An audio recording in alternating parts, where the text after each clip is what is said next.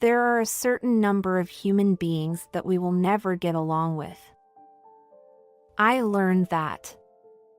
Sorry for the strange story out of the blue. My name is Mary. I hope you can bear with me for a moment. I am married to a man named Ted. Ted is a busy man with a busy job and is working alone in the suburbs of Tokyo. I am waiting for Ted to return and I live in the house we both purchased together. However, recently Katie, my mother-in-law, has been coming to that house frequently. Whenever I see it, it's too good a house for you. Katie always tells me that. Actually, our house is quite close to Katie's house.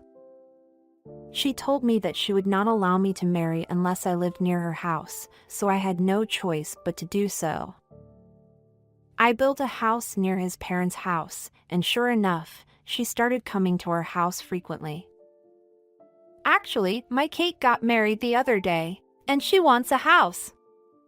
If you're the only one living here, will you please vacate this house? She started to say outrageous things. This house was purchased by Ted and I, and now suddenly we are being asked to vacate it. Ted is working alone anyway.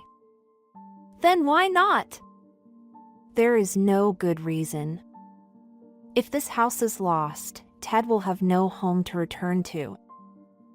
I adamantly continued to refuse Katie's offer. Then she brought my sister-in-law, Kate, later in the day. Wow, this is a nice house. Certainly just the right house for my new home. Kate has been licking her way through the house. I honestly don't feel good about having people look all over my house. I love this house. Now vacate the premises. Even Kate started saying such things. Naturally, I decline. You dare to defy me? Sassy bitch! When she said that, Kate slapped me against me. What the hell are you doing? Even when I said so, Kate did not stop slapping me. I cowered and withstood Kate's attack. Katie laughs as I curl up and defend myself. You should have been frightened like that. Don't get cocky with me right from the start. She didn't like it very much that I refused, but no matter how much she wanted, she didn't have to be so violent. Katie and Kate left for the day, but said they would come back later to have the house vacated. If I don't do this, they will really take over my house, I thought so. I contacted my husband, Ted, who is working alone. I explained the situation to Ted, and to his surprise, he too was contacted by Katie and her family.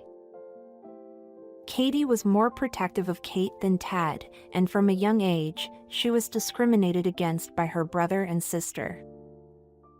Again, she told us that Katie is telling Ted to give her the house because she wants it. Ted looks quite depressed. I encouraged him. He said he still had some work to do that day. The conversation did not go very far. Then the next day, Katie and Kate arrived again. Today is the day I'm going to have you tell me you're giving me the house. Katie somehow came into the house with an umbrella. It's not even raining. I was wondering why an umbrella. Bash. She suddenly hit me with her umbrella. Apparently, they are saying that if I don't tell them that I will vacate the house today, I will destroy them with this. Now, say you will give her the house. Kay is going to be the master of this house. Kate also has an umbrella and has perished with Katie. I am desperately defending myself. However, it seems that both parties are swinging their umbrellas down with all their might, and protecting my head with my arms is not enough to prevent it. It was so badly violent, after a few minutes, I was stuck. I can't believe you didn't tell me you were going to vacate after all this. You're stubborn. Katie told me to my dismay, my body was in too much pain to begin with. I can't even speak properly.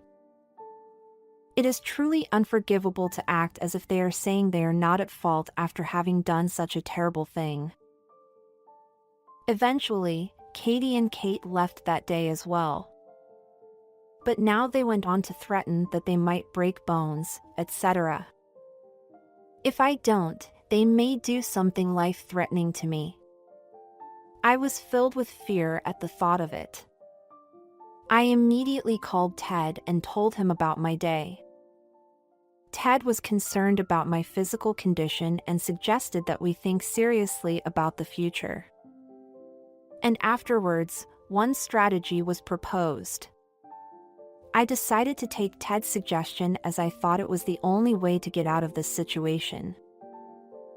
During that operation, I basically tried not to be home during the hours when Katie and Kate would come over.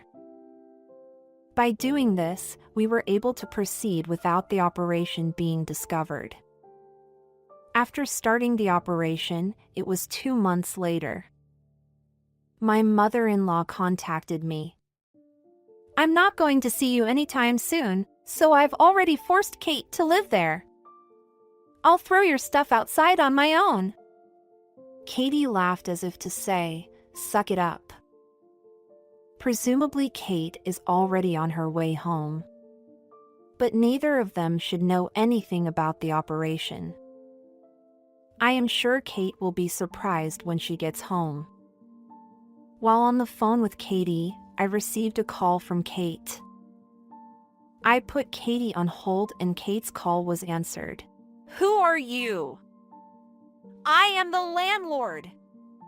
Who are you? It's my house. I heard a conversation about this. Kate seemed to realize that the phone was connected and started talking to me. Hey, Mary. What's going on? Why not you? There's a man in my house that I don't know. Kate seemed to be in a mild panic. I decided to explain to Kate what was going on. Actually, Kate, I sold that house a long time ago. I discussed it with Ted and decided to sell. When Kate heard this, she said, "Way out!" She shouted loudly. I hope she doesn't speak too loudly because it bothers the landlord. Why would you do that? I never heard a word about it being sold. That would have definitely stopped me if I had told them. And it's an operation because I didn't tell her. Ted was also quite upset with Katie and Kate's outburst. Most of what Ted had was taken by Kate. This time, we were almost robbed of our house, and as expected, we could not forgive them this time. Fortunately, since I bought the house with some assistance from my parents, I had very little loan left and was able to pay it off when I sold it. No kidding! I love this house. What are you going to do about it? Kate was quite angry. Everything was already discussed on the assumption that she would live in this house, so the apartment she was living in with her husband was to be canceled. This means that if Kate cannot live in this house, she will lose her home and become homeless. Then why don't you just live in Katie's house? I asked that question without any question, but Kate got angry. My husband said, I definitely don't want to live with her. He even said he'd divorce me rather than live with Katie. Katie seems to be very much disliked if she has been told that much. Well, if she has such a bad character, it may be natural for people to dislike her. Kate has been pestering me endlessly to get that house at any cost. However, the sale has already been made, the residents have already moved in, so I don't want to be reckless. From the phone I could hear Joy, the resident, cursing. Apparently, she even spreads her luggage in front of the entrance, and the residents are quite annoyed. At this point, she may not be able to complain even if the police are called. I'll tell you what. Do something anyway. You're the one who sold the house. Kate didn't want to get angry and tried to get me and the resident to talk on the phone. That is certainly the person I sold my house to, but that doesn't mean I have anything to tell them. I think the least I can do, if I have anything to say, is to say that I am sorry that someone I know is inconveniencing you. At any rate, I declined Kate's offer. Then Kate starts yelling again. So I must tell you that if you shout in front of the house, it will be a nuisance to the residents.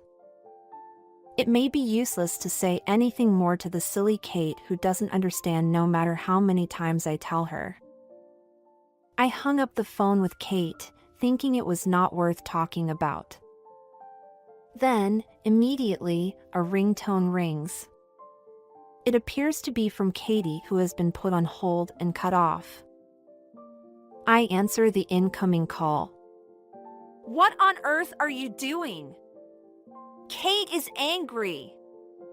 Do something about it. Suddenly, the anger. This person is also a staggeringly altruistic thinker. In the first place, it was just Katie's fault for forcing Kate to live there even though it was our house. Please don't make a fuss as if I did something wrong. I would have wanted to continue living in that house if the two of them hadn't made so much noise and done unnecessary things.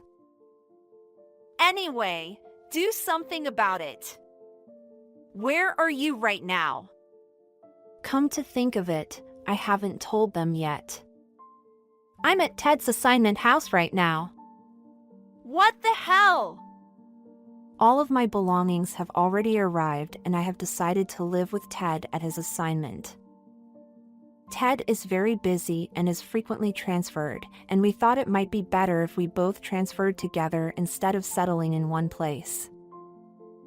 Fortunately or unfortunately, we don't even have children, and we can change where we live with some degree of freedom. However, that did not satisfy Katie. Come back now. I'm preaching to the choir, both of you. You're mocking me. Katie looks quite angry. But it is this way that I want to be angry. If Katie had not gone the extra mile, we would not have had to give up that house. Katie, come on. How much more trouble do you have to cause us? Since I was on the phone and had moved and was a distance away, I didn't think I had to worry about them fighting back. I decided to take the plunge and let out all the resentment I had been feeling. What do you think I've been through? Don't try to cause me any more trouble. Katie was screaming over the phone, probably very angry that I had defied her. It's such a scream that I don't even know what she is saying anymore. I worry that she might be too angry at any cost. I can't allow that. You talk to me like that. Ted is bad too. He's Kate's little brother, and he's rebelling against Kate. Apparently, Katie was also thinking of coming to the suburbs of Tokyo to get back at us. However, Katie does not know our address. Hey, where do you live? Tell me where it is. I was told such a thing. I am not stupid enough to be honest. Naturally, I refused. Then again Katie's exclamation. It was like a screaming machine every time I disobeyed it, and it was getting kind of funny in reverse. Enough! I am your mother-in-law. How can a wife disobey her mother-in-law? She brought up a very old value system. I mean, actually, there are plenty of ways to find out the address. Katie will never be able to reach the house, her the idea of checking it out. Just give me the address. You two are not going to get away with this. What the hell is that? Katie, who had been angry, suddenly made a funny noise. I wondered what on earth was going on. What are you going to do about it? It's your fault, isn't it? She cried out. When I asked what they were talking about, they told me that Kate had apparently been taken away by the police. It seems that she was forever persistently threatening Joy to leave the house, and Joy called the police when he couldn't take it anymore. Well, of course it will. She can't calmly assess the situation, and she truly believes that she can do something about it if she just struggles with it. It seems that she has inherited this from her mother. They will finally cool down when they are taken away by the police. My precious Kate. I won't allow it, you people. Here again, the blame shifting. No matter how you look at it, it was Kate's fault for making noise in front of someone else's house forever. To my dismay, Ted came home from work. When I told him I was on the phone with Katie, Ted took over the phone. Mother, all this time I've been lived in fear of you. But that's over now. I don't listen to you anymore. If you come to my house without my permission, I'm calling the police. Ted also seems to have grown out of this incident. I can't believe that he dared to go that far with Katie, who has been abusing him. Ted returned the call to me saying that I had said all I wanted to say. Katie on the phone screaming again. She is too unaccustomed to being hit back anyway. Don't you think for a minute that if you do something terrible, there is a possibility that they will fight back? Katie, just give it up already. Kate has been brought in, too. Even if you do something to me, that would just be recrimination. Even so, Katie just kept getting angrier and angrier. It was like an animal that had forgotten the purpose of being angry. It is out of control. Katie, can I hang up now? No more constructive conversation. I don't think there's anything I can do. Having said that, Katie does not listen to me at all. Don't speak for me. Mother-in-law is absolute. A wife who defies her mother-in-law shouldn't exist. If they are this messed up, I have an idea. Katie, I've said this many times. We have no intention of associating with you any longer. Don't contact me. I continued to make remarks that deliberately upset Katie's nerves. Naturally, when Katie heard this, she was furious. She cursed me. There was a tremendous amount of abuse, and if I had listened to it properly, it would have broken my heart. But it was my goal to make her say it. Katie, all the ranting you've been doing, I have it all recorded. I said, and Katie snapped out of her tirade and became impatient. You said recorded? What the hell are you doing? It's Katie's fault for spouting off, isn't it? Slander is also a crime. If I let my lawyer hear this, I'm sure they'll be able to claim some sort of fee or fine. When I said this, Katie cried and apologized. I'm sorry. I'm just a little bit mad. Please, don't call a lawyer and the police. Hey! Katie was so insistent on apologizing that I nailed her to never get involved with me and Ted again. I decided to forgive her. Katie promised to do so and never called again. In fact, it was an outright lie that I was recording, and it was a strategy to get Katie to back down. Since Katie does not even know how to look up an address, I was expecting her to fall for such a simple operation, and she did. Now there is finally peace in my and Ted's life. Kate was taken in by the police and then paid a fine to the resident. After losing their home, Kate and her husband moved in with Katie, but within a few days her husband told her he was divorcing her and Kate had to leave him. In addition, I heard that Kate was very abusive to her husband and had to pay a fine for insulting him. Katie and Kate both completely lost their money. They were once on each other's side, but now they hate each other. I am told that the house is in a constant state of acrimonious mode. Well, that's what they deserved. I hope they accept it and live with it. Ted then completed his assignment and returned to headquarters, but a few months later he was transferred back to a distant location.